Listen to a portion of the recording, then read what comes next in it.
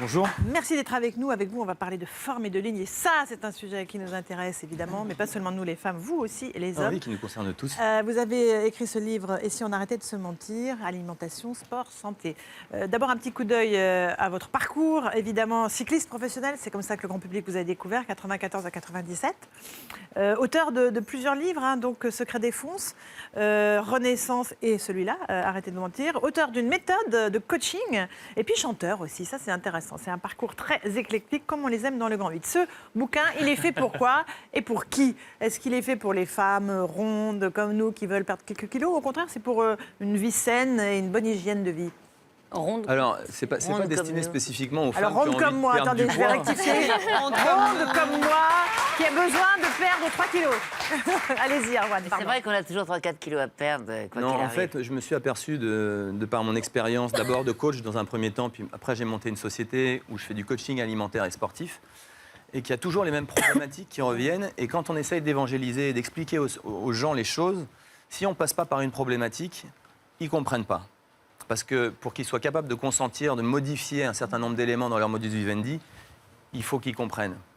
Donc, je suis rentré par des problématiques avec des grosses idées reçues qui nous pourrissent la santé. Et justement. Et on arrive à cette période du début de l'année avec plein de bonnes résolutions et on fait plein de grosses conneries qui peuvent avoir des conséquences dramatiques sur notre santé. Le sujet est beaucoup plus important et grave qu'il n'y paraît. Alors, les filles, chacune, vous avez une petite question à poser à Erwan Monteo. Allez-y. Ok, oui, moi je suis catastrophée. Je me tourne vers toi.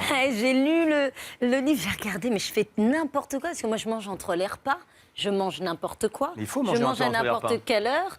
Ouais, mais je mange pas les bonnes choses et Ouais. donc en gros je suis foutue autour de 50 ans quoi. Non, alors d'abord, il y a des morphotypes.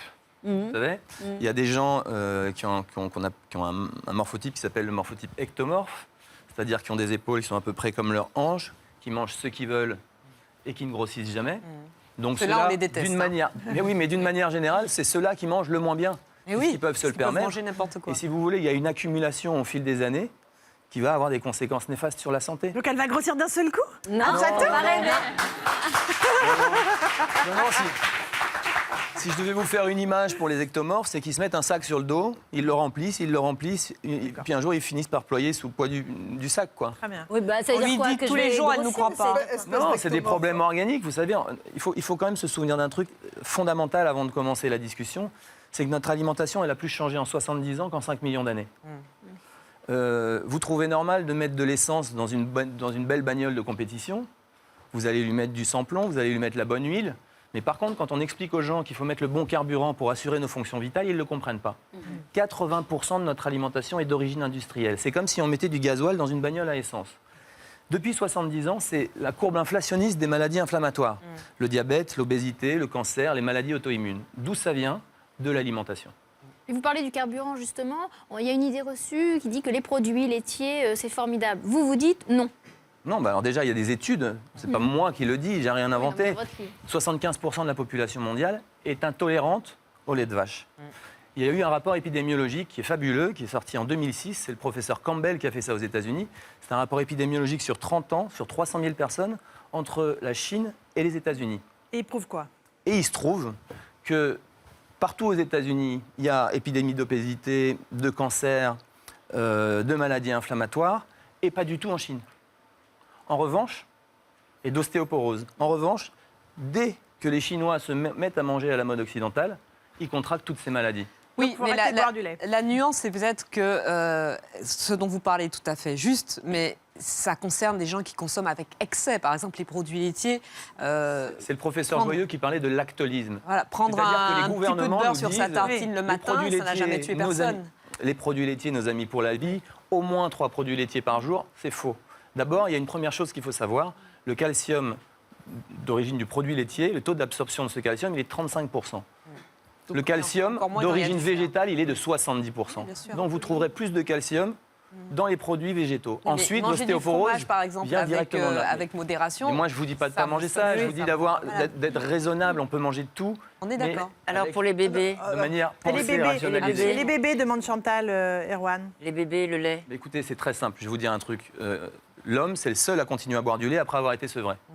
Le seul Et mammifère. vous avez une enzyme, la lactase, qui permet de digérer le lait jusqu'à 3 ans. Après 3 ans, ça n'a aucune utilité de prendre du lait. D'accord. D'ailleurs, dans le règne mammifère, il n'y a pas un seul animal qui boit le lait des autres et il n'y en a pas un seul qui continue à boire du lait après avoir été sevré. Alors, Ouais, moi, enfin, il n'y en a pas un j'ai seul décidé- qui utilise des smartphones. non J'ai plus, hein. décidé de ne plus manger de viande rouge parce qu'on m'a expliqué que ça intoxiquait. Je mange plus que des escalopes de veau et du poulet. Alors c'est pas bon ça non plus. Mais non, mais c'est parce que la protéine animale, quand elle rentre, elle produit des acides, c'est-à-dire de l'acide urique qui élimine les déchets et qui acidifie le corps. Que ce soit de la viande blanche, que ce soit de la viande Ah oui, rouge, c'est pareil. ça a les mêmes conséquences. La seule différence, c'est que la viande rouge a un tout petit défaut, c'est qu'elle est un peu plus grasse. Voilà. Ah, c'est Mais elle n'est pas moins toxique que le poulet. D'accord. Et le c'est poisson surtout les modes de production Bien sûr. de la viande. tout ça qui est devenu L'élevage. dramatique. Et même Est-ce que chose vous- pour le poisson, excuse-moi, c'est tout. Même chose pour le poisson qui n'est pas toujours de très bonne qualité. Ah ben là, on a ça devient aperçu. dramatique aussi. Voilà, Si vous voulez, sur on le abordera saumon. le sujet après. Qu'est-ce qui m'a quoi Non, qu'est-ce qui vous a amené à vous spécialiser comme ça sur la nutrition Moi, à travers votre- d'abord, j'ai été coureur cycliste professionnel. Et quand on est coureur cycliste professionnel, notre corps, c'est notre outil de travail. On est une Formule 1. On en perçoit les moindres petites modifications. On optimise cette Formule 1. Donc, j'ai raconté ça autrefois, j'étais le premier à en parler du dopage. Mais pour qu'un dopage soit efficace, il faut avoir la meilleure nutrition possible. Donc, j'ai travaillé avec plein de scientifiques, d'éminents préparateurs physiques et alimentaires, ce qui m'a concerné. Plus tard, moi, j'ai eu des gros problèmes de santé en 2002. Mais ça a été une petite piqûre de rappel. Et quelques mois après, c'est la femme qui partage ma vie qui est tombée malade, 22 ans. Parce que moi, que j'ai eu des problèmes de santé avec tout le dopage que j'avais pris, tout ce que je m'étais foutu dans la gueule, finalement, c'était quelque part logique. Ma femme, elle ne buvait pas, elle mangeait bien, elle faisait du sport. Et à 22 ans, elle a une maladie de Hodgkin, stade 4. Elle guérit, elle retombe malade, 30% de chance de guérison. Elle refait une rechute, 4% de chance de guérison. Elle reste pendant 2 ans entre la vie et la mort. Et là, je suis confronté au monde médical qui, lui, est perdu. Et qui sont en train de randomiser des traitements, c'est-à-dire on décide à Paris de plein d'expérimentations qu'on fait partout en France et on leur donne tous la même chose. Et quand je leur disais, mais est-ce que vous vous rendez compte que vous êtes en train de lui donner des produits laitiers à manger, que vous lui donnez des sucres?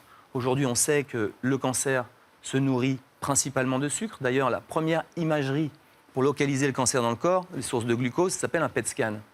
Mais on n'informe pas les gens. Les sucres rapides, ça nourrit un cancer. Ensuite, ce sont les protéines animales qui nourrissent le cancer. Donc une hyperconsommation de sucre et de protéines animales va développer un cancer.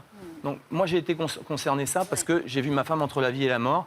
Et ensuite, je me suis mis à coacher. J'ai arrêté la musique parce que c'était la femme de ma vie et que ça allait toujours.